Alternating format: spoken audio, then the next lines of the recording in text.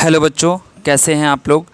I hope कि आप लोग अच्छे होंगे और आप सबकी पढ़ाई भी अच्छी चल रही होगी। आज की वीडियो में हम लोग करने वाले हैं क्लास 7 बिहार बोर्ड की मैथ की बुक से प्रश्नावली 11.1 यानी कि 11.1, ठीक है। और इसके कुछ क्वेश्चंस को मैंने कर दिया था और कुछ क्वेश्चंस रह गए थे, ठीक है। जैसा कि आप लोगों को पता होगा कि मैंने 1 से लेकर 8 तक के प्रॉब्लम को सॉल्व कर दिया था। और इस वीडियो में हम लोग करने वाले हैं क्वेश्चन नंबर 9 और 10, जो कि इसके लास्ट प्रॉब्लम है, ठीक है।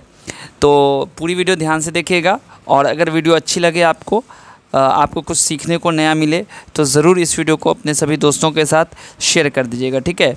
मैं पूरी कोशिश करूँगा कि आपको जो भी मैं समझाऊं वो बेहतर ढंग से समझाऊं, ताकि आपको कंप्लीट नॉलेज और बेसिक कॉन्सेप्ट के साथ आपको इस सवाल का हल पता चल सके, ठीक है। तो वीडियो को शुरू करते हैं। शुरू करने से पहले बस एक रिक्वेस्ट करता हूं कि वीडियो को लाइक ज़रूर कर दीजिएगा, ठीक है। और चैनल को सब्सक्राइब नहीं किए हो अभी तक तो प्लीज़ चैनल को सब्सक्राइब भी कर लीजिएगा, ठीक है। क्वेश्चन नंबर 9 में कहता है नीचे दी गई परिस्थितियों के लिए उपयुक्त समीकरण बनाइए, ठीक है। यानी कि यहाँ पर आपको समीकरण बनाने को कहा जा रहा है इस स्थिति के लिए। ये जो यहाँ पर परिस्थिति दिया गया है ना 2, इसके लिए बनाना है, ठीक है। तो चलिए देखते हैं कैसे इसको बनाएंगे। सबसे पहली बात कि यहाँ पर जो क्वेश्चन दिया गया है इसको पढ़ते हैं कि निशु का कद 80 सेंटीमीटर है। निशु, ठीक है, कोई लड़की है और इसके बारे में कहा जा रहा है कि इसका कद का मतलब हाइट, ठीक है। निशु का कद 80 सेंटीमीटर है। उसकी माताजी उसके कद के दुगने से 25 सेंटीमीटर कम है। तो निशु का कद कितना है? 80 सेंटीमीटर, ठीक है। तो निशु का कद हो गया, यहाँ पर हम लोग लिखेंगे क्वेश्चन नंबर कौन सा ये 9 का फर्स्ट। निशु का कद कितना है? 80। तो निशु का कद, ठीक है, कितना है? 80 सेंटीमीटर, ओके। इसके बाद उसकी माताजी कितना है? तो उसके कद के दोगुने से 5 सेंटीमीटर कम। तो यहाँ पर लिखेंगे उसकी माता जी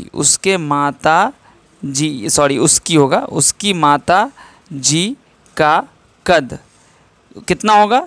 तो उसके कद से यानी कि निशु के कद से, ठीक है, दोगुने का मतलब गुना 2 करेंगे और दुगुने से 5 सेंटीमीटर कम, 5 सेंटीमीटर कम। तो ये हमारा एक क्या बन गया? समीकरण बन गया, ठीक है। तो यही आपका आंसर है। आपको वैल्यू नहीं फाइंड आउट करने के लिए कह रहा है, आपको बस समीकरण निकालने के लिए कहा गया था, ठीक है।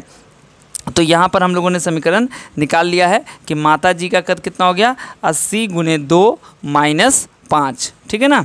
चलिए क्वेश्चन नंबर इसी का सेकेंड पार्ट देखते हैं। क्या कहता है कि सरोज के घर से डाकघर की दूरी 250 मीटर है, ठीक है। सरोज कोई लड़का है, उसके घर से डाकघर की दूरी 250 मीटर है। वो अपनी साइकिल पर घर से डाकघर के लिए निकलती है। सॉरी, यहाँ लड़की है सरोज, मैंने लड़के का नाम सुना था इसलिए मुझे लगा लड़का है। तो अब ये मतलब समझना कि मतलब ये लड़का लड़की क्या, यहाँ पर निकलती है मतलब लड़की का नाम है, ठीक है। तो सरोज घर से डाकघर की दूरी कितना है? 250, और वो अपनी साइकिल पर घर से डाकघर के लिए निकलती है। प्रारंभ के 2 मिनट तक वह अपनी साइकिल 40 मीटर प्रति मिनट एवं अगले 3 मिनट तक 1 मीटर प्रति मिनट की गति से चलती है। इसके बाद भी 50 मीटर की दूरी बचती है, ठीक है। तो इसको आपको क्या करना है? समीकरण के रूप में बनाना है। टोटल दूरी कितनी है? 250, ठीक है ना। टोटल दूरी कितनी है? 250। कह रहा है 40, यहाँ पर कह रहा है 40 मीटर प्रति मिनट एवं अगले 3 मिनट तक, 2 मिनट तक क्या है? 40 मीटर प्रति मिनट, मतलब 1 मिनट में 40 मीटर। तो देखो सबसे पहले यहाँ पर लिखेंगे कि सरोज के घर से डाकघर की दूरी कितनी थी। देखो ये आपका कौन सा क्वेश्चन है? ये है आपका क्वेश्चन नंबर 2, ठीक है। क्वेश्चन नंबर 2 है, ठीक है। देखो क्वेश्चन को ध्यान से पढ़ने से ही इसका सॉल्यूशन आपको मिलेगा। यहाँ पर कहता है कि घर की दूरी कितनी है डाकघर से? 250। अपनी साइकिल पर सवार होकर जाती है, ठीक है।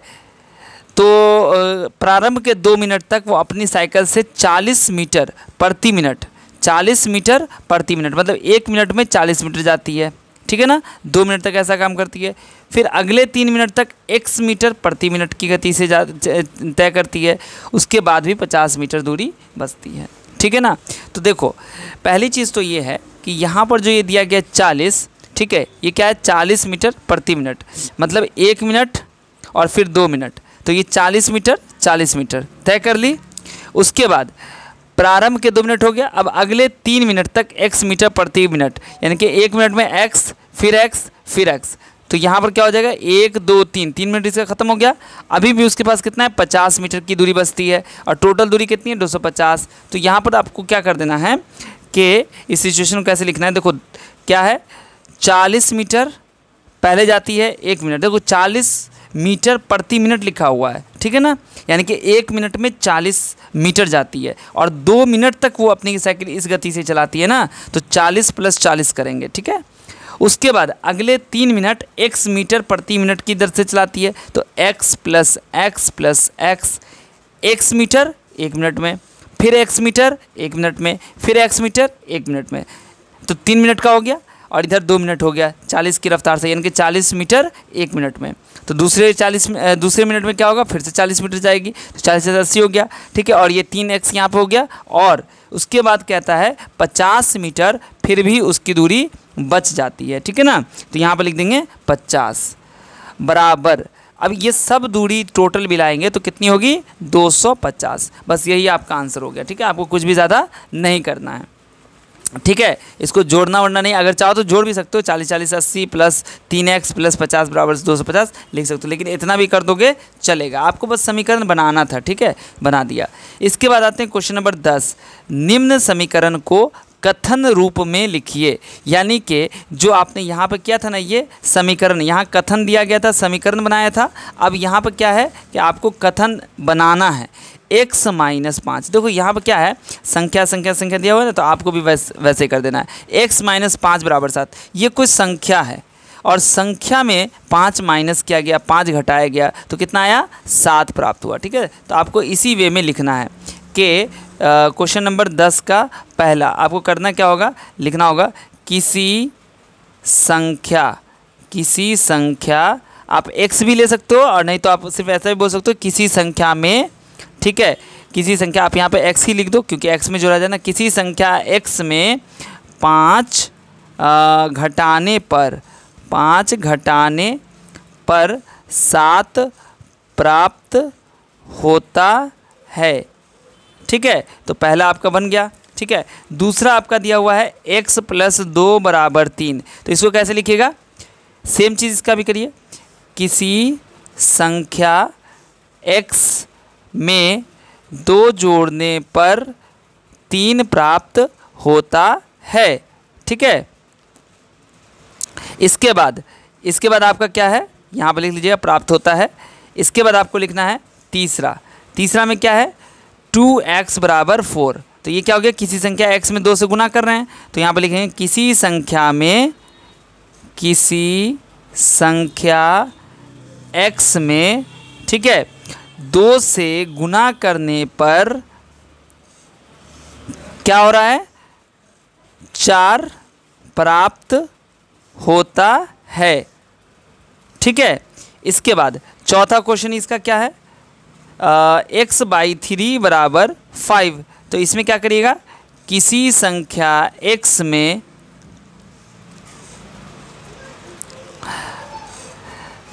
में 3 से भाग करने पर